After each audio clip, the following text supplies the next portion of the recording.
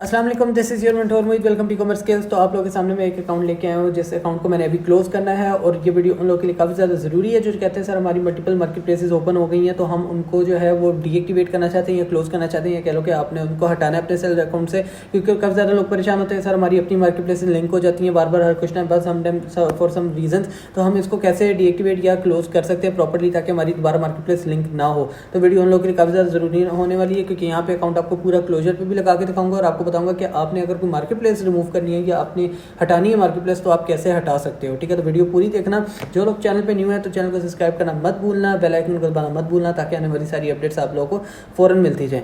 इसके अलावा अगर आपको वीडियो पसंद आए तो लाइक जरूर करना। अच्छा, तो अब चलते हैं वीडियो की तरफ। यहाँ पे मेरा सेलर अकाउंट है और आप देख सकते हो ये न्यू है। जो अगर पुराना ही सेलर अकाउंट है किसी का भी तब भी वो क्लोज कर सकता है। इसके अलावा और जो उसके ऊपर अगर आपने मार्केट प्लेस भी बंद करनी है वो भी आपको दिखाता हूँ तो कैसे करनी है। तो सेलर अकाउंट है मेरे पास, न्यू पोर्टफोलियो है, इसको ओपन करते हैं। रिएक्टिवेट योर अकाउंट पे चले जाओ या फिर यहाँ पे एक अकाउंट हेल्थ पे चले जाओ तो यहाँ पे यह चीज़ हो जाएगी। देखो यहाँ पे मैंने एक वीडियो बनाई थी 2-3 शॉर्ट्स के अंदर भी मैंने आपको बताया था कि यहाँ पे आई बटन पे क्लिक करो या हेल्प पे जाओ तो यहाँ पे आपके पास सारे ऑप्शन यहाँ पे ओपन हो जाएंगे, वरना मेन सेल सेंटर पे कुछ भी नहीं शो होगा। ये भी आपको दिखा देता हूँ एक दफ़ा।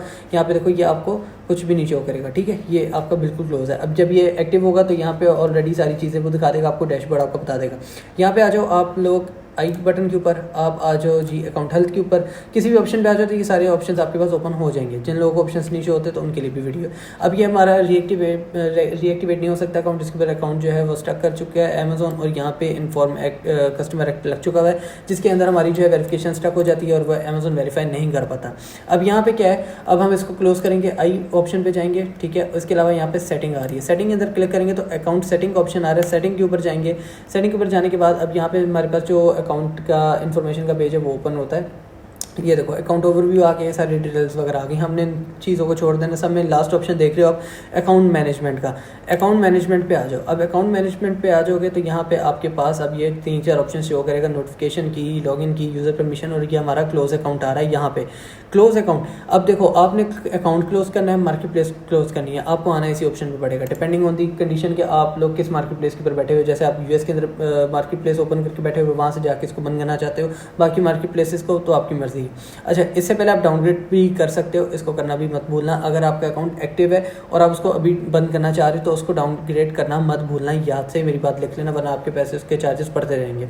जैसे आपका यूके के अंदर होगा, आपका यूएस के अंदर होगा तो आप यूके का बंद करना चाहते हो तो उसको पहले डाउनग्रेड जरूर कर लेना। ठीक है, इसके अलावा यहाँ पे वो कह रहा है कि अकाउंट क्लोजर किन किन मार्केट प्लेसेस के लिए, इन तीनों के लिए। अब यहाँ पे स्टार्ट करते हैं। अभी मुझसे पूछा है जी क्लोजिंग योर अकाउंट परमानेंटली। ठीक है, क्योंकि आपका अकाउंट जो क्लोज हो गया परमानेंट क्लोज हो जाएगा और होपफुली यही होता है कि 15 से 30 दिन के बाद अमेजोन आपकी इसकी टोटली एक्सेस खत्म कर देता है। मतलब जिस ईमेल से आप इसको लॉगिन करते हो ये अकाउंट आपका जो है लॉगिन ही नहीं होगा।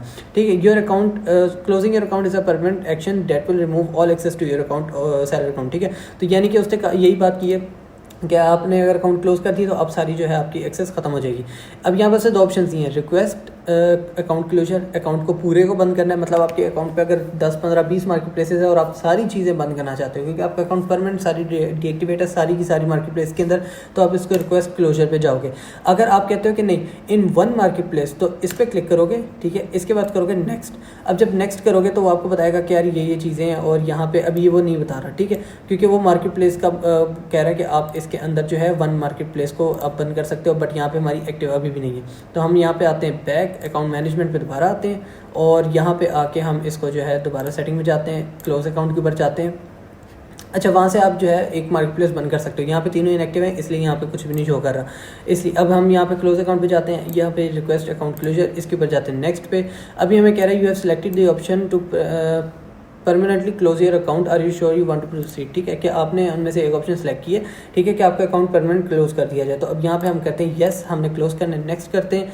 अब नेक्स्ट करते हैं। अब यहाँ पे उन्होंने मेल का बता दी कि आपको जो है मेल हमें रिसीव हो गई है अकाउंट क्लोजर की और यहाँ पे your account is in block status and no further subscription fee will be charge to your account. If you take further no action it will remain in the same status. If you wish to appeal deactivation of your account you can do in the seller centre.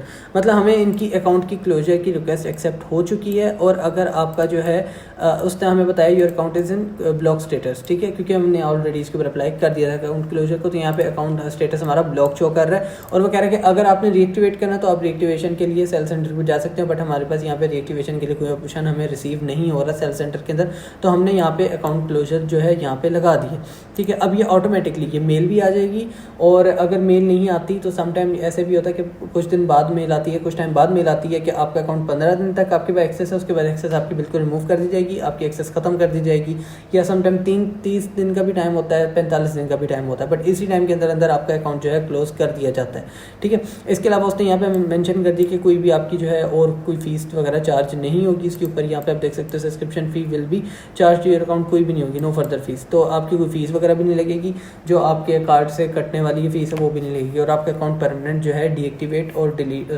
आपका account permanent जो है closure के ऊपर लग जाएगा, close हो जाएगा आपका अकाउंट कुछ टाइम के अंदर ही।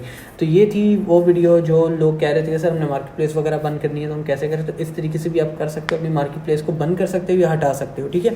यहाँ पे भी मार्केट प्लेस हम इस वजह से भी नहीं बंद कर पाए क्योंकि यहाँ पे सिर्फ हमारी मेन मार्केट प्लेस यूएस है, इसके अलावा इस अकाउंट के ऊपर और कोई जो है मार्केट प्लेस वगैरह नहीं है। आप देख सकते हो यहाँ पे 3 मार्केट प्लेस है, बाकी सारी पेंडिंग में जो हमारी ओपन ही नहीं है, तो इसलिए हमें उसने क्लोज नहीं करने दिया क्योंकि उसको पता है अमेज़न को कि अगर हम यूएस को बंद करेंगे तो ऑटोमेटिकली सारी मार्केट प्लेसेस भी बंद हो जाएंगी, और यहाँ पे आपको उसी वक्त मेल भी आ जाएगी।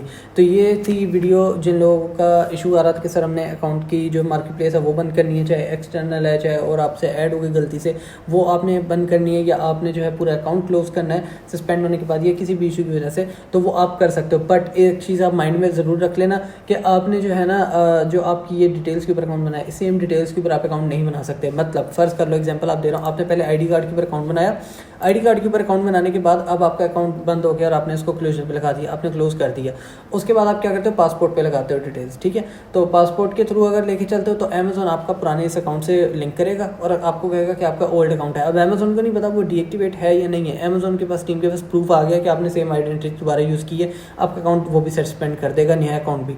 तो आपने ये चीज़ गलती नहीं करनी। अक्सर लोगों से मैंने सुना है कि आप हम जो है ना अकाउंट की डिटेल वाइट वॉच कर देते हैं, उसके बाद जो है ना वॉश आउट करने के बाद उसके बाद हम दोबारा 15 दिन बाद 20 दिन बाद दोबारा से उसके ऊपर अकाउंट बना लेंगे सेम डिटेल के ऊपर। तो ऐसा कोई सिनेरियो नहीं है, ये ऐसे ही है जैसे आप अपनी हिस्ट्री जो है यहाँ से रिमूव कर देते हो गूगल से, ठीक है, गूगल पे आके अपनी हिस्ट्री रिमूव करते हो, मगर मसला ये है कि अमेज़न के गूगल के बैक सर्वर के ऊपर बैकएंड पे आपकी सारी हिस्ट्री पड़ी होती है, चाहे आप 10 साल 20 साल पुरानी भी हिस्ट्री रिक्वायर करो गूगल से, वो आपको हिस्ट्री अपनी निकाल के दे देगा।